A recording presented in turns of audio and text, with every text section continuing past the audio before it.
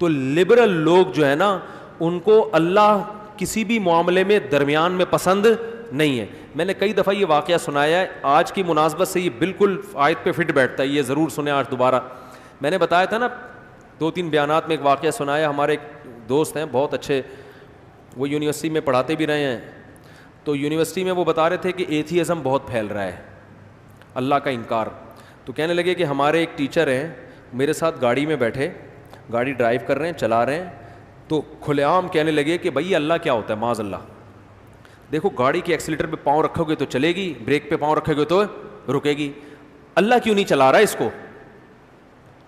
ہے بھائی, میں دعا مانگتا ہوں اللہ نہیں چلے تو ایکسیلیٹر پہ پاؤں رکھوں گا, دعا مانگنے کے باوجود ہی کیا ہوگا, چلے گی. بریک پہ پاؤں رکھوں گا تو یہ رکے گی. تو اللہ کہاں ہے؟ یعنی ہر چیز کی ایک لاجک ہے, ہر چیز ایک سبب سے ریزن ہے نا ہر چیز کی. اللہ کیا کر رہا ہے؟ بات آ رہی ہے سمجھ میں؟ ہر چیز ایک لاجک سے ہو رہی ہے, تو پھر یہ اللہ کو معاذ اللہ نقل کفر نباشت درمیان میں اللہ کو لانے کی کیا ضرورت ہے؟ بھائی اللہ نے چاہا تو گاڑی چلے گی, اللہ نے چاہا تو. آج لوگ کہتے ہیں نا ماشاءاللہ ہماری گاڑی بہت اچھی چل رہی ہے, اللہ کا فضل ہے جی. تو بھائی گاڑی اچھی چل رہی ہے اللہ کا تھوڑی, تو جاپان کا فضل ہے, اس نے گاڑی اتنی اچھی بنا دی. بظاہر تو یہ لبرل لوگوں کو یہی اعتراضات تو ہوتے ہیں, کہتے ہیں یہ ہر چیز میں اللہ کو کیوں لا رہے ہیں؟ جہاں جاپان کو لانا چاہیے وہاں بھی اللہ آ رہا ہے بھائی, جہاں امریکہ کو لانا چاہیے وہاں بھی کیا آ رہا ہے, اللہ آ رہا ہے. تو گاڑی جو چل رہی ہے وہ تو ایکسیلیٹر کی وجہ سے چل رہی ہے, معاذ اللہ کی وجہ سے تھوڑی چل رہی ہے. تو وہ مجھے کہنے لگے کہ اس نے کہا کہ بھائی یہ اللہ کہاں ہے, ہر چیز کی ایک لاجک ہے. میں نے کہا بھائی وہ تو دماغ اس کا خراب ہو گیا ہے, اسی سے پتہ چلتا ہے کہ یہ جب ہر چیز کی ایک لاجک ہے, گاڑی خود سے کبھی نہیں چلتی نا, ایکسیلیٹر پہ پاؤں رکھے گی تو چلے گی, بریک پہ پاؤں رکھے گی تو رکے گی. تو میں نے کہا جو گاڑی خود سے چل نہیں سکتی, رک نہیں سکتی, وہ خود بن کیسے سکتی ہے؟ تو کسی سائنٹسٹ نے بنائی نا, اور جو سائنٹسٹ گاڑی بنا سکتا ہے وہ خود کیسے بن سکتا ہے؟ کیا ہو گیا بھائی جان؟ تو ایک وقت ایسا آئے گا کہ کوئی ہے بنانے والا. یہ یہاں ان لاجیکل کام نہیں ہوتے. تو دنیا میں سب سے بڑی ان لاجیکل دعویٰ یہی کہ کائنات خود سے بن کے پورا ڈیزائن وجود میں آ گیا.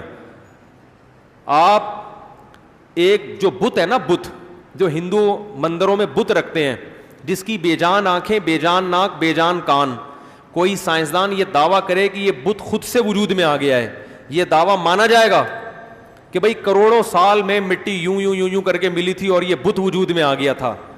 ایسا بت جس کی آنکھیں نہ دیکھتی ہیں, جس کے کان نہ سنتے ہیں, جس کے اندر دھڑکنے والا دل نہیں ہے, وہ کروڑوں سال میں بھی خود سے وجود میں نہیں آ سکتا. اور ایک ایسا بت جس کے پاس دیکھنے والی آنکھیں, سننے والے کان, بولنے والی زبان, سینے میں دھڑکنے والا دل, کھوپڑی میں سوچنے والا دماغ, وہ خود بخود وجود میں آ گیا.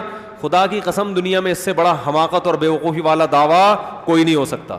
تو میں نے کہا وہ اپنے سر کو مجھ سے ملا دیں, میں ان کو بولوں گا کہ جب یہ گاڑی سے خود سے نہیں چل سکتی تو یہ بنی خود سے کیسے ہے؟ خود سے بن نہیں سکتی تو بنانے والے خود سے کیسے بن گیا؟ تو یہ ممکن نہیں ہے. تو جو لبرل لوگ ہیں نا ان کو انشاءاللہ ماشاءاللہ کہتے ہوئے موت آتی ہے, سمجھ رہے ہیں؟ تبھی وہ زبان میں انشاءاللہ ماشاءاللہ او مائی گاڈ واٹ یہ سب ان کی زبانوں سے نکل رہا ہے. یہ تو پرانے کچھ وہ رہ گئے ہیں, تکلم جو ہے نا زبان پہ چڑھا ہوا ہے. تو اسلام نے کیا کہا ہے؟ بھائی گاڑی چلتی ہے کس کے حکم سے؟ اللہ. یہ ایکسیلیٹر سے چل تو رہی ہے, لیکن جو اللہ بغیر کسی سبب کے اس سائنسدان کو بنا سکتا ہے جس نے گاڑی بنائی, وہ چلتی ہوئی گاڑی کو اپنی طاقت سے روک نہیں سکتا.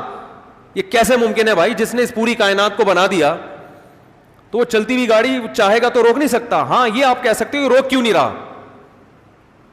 بھائی گاڑی چل رہی ہے اور ایتھیسٹ بڑے بڑے دعوے کر رہا ہے کہ یہ تو گاڑی دیکھو میں نے ایکسیلیٹر پہ پاؤں رکھا ہے تو چل رہی ہے, تو تمہارا خدا روکتا کیوں نہیں ہے؟ اس کو روک کے دکھائے نا.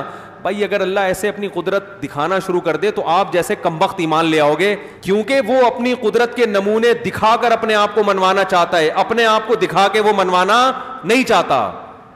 ایک نے پڑھے لکھے نے بڑی اچھی بات کی ہے کہ قرآن جو ہے نا ورڈ آف گاڈ ہے, اور یہ کائنات جو ہے نا ورک آف گاڈ ہے. اللہ کے کام جو ہے نا اس کائنات میں نظر آتے ہیں جس سے ہمیں اللہ سمجھ میں آتا ہے. جیسے اللہ کے کلام سے اللہ سمجھ میں آتا ہے نا, تو اللہ کے کاموں سے بھی اللہ سمجھ میں آتا ہے. کمبخت یہ نہیں دیکھ رہا کہ جو خدا اس گاڑی کو بنانے والے سائنسدان کے کھوپڑی میں ایسا ذہین دماغ فٹ کر سکتا ہے اور روٹی کھلا کے انڈے پراٹھے کھلا کے اس کے دماغ میں ایسی انرجی پیدا کر سکتا ہے کہ وہ گاڑیاں بنا رہا ہے, وہ خدا اس چلتی ہوئی گاڑی کو روک کیوں نہیں سکتا؟ اللہ کہتے ہیں اس دلیل پر ایمان لے کر آؤ, گاڑی روک کے نہیں دکھاؤں گا میں تمہیں. گاڑیاں روک کے دکھانا شروع کر دی نا, پھر تو یہ ایمان بالغیب تھوڑی ہوگا, پھر تو ہر آدمی ایمان لے آئے گا. ایمان بالغیب تو یہ کھوپڑی استعمال کرو, کھوپڑی, جو چیز نظر نہیں آ رہی تو نظر آنے والی چیزوں سے وہاں تک پہنچو.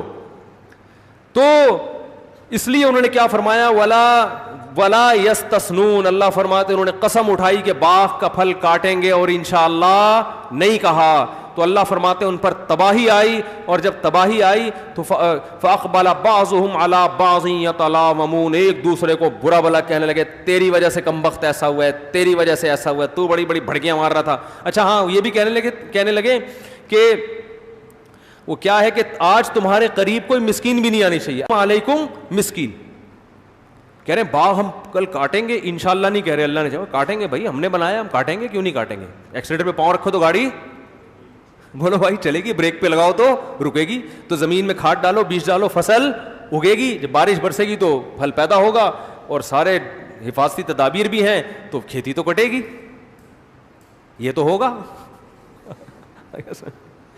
اب یہ تو کسی کتاب میں نہیں لکھا, تو وہ جو ہے نا انہوں نے کہا یہ تو ہوگا, یہ تو سب کچھ ہوگا نا.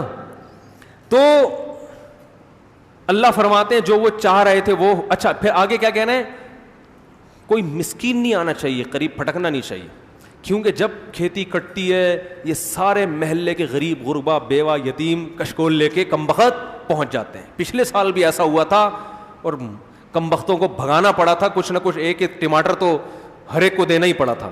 تو اس دفعہ وہ ان کے کلام میں ذکر کر رہا ہوں, اللہ یدخلن هل یوم علیکم مسکین, مسکین میں تنوین ہے تنکیر کے لیے, کوئی ایک مسکین غریب بھی لا یدخلن, دینا تو دور کی بات, باغ کے قریب بھی پھٹکنا نہیں چاہیے. ایک بندہ کھڑا کر دو, سارے مسکینوں کو بھگا دیں یہاں سے, کیونکہ جیسے ہی کوئی ایسی چیز ہو رہی ہوتی ہے نا تو محلے کے سارے غریب غربا پہنچ جاتے ہیں.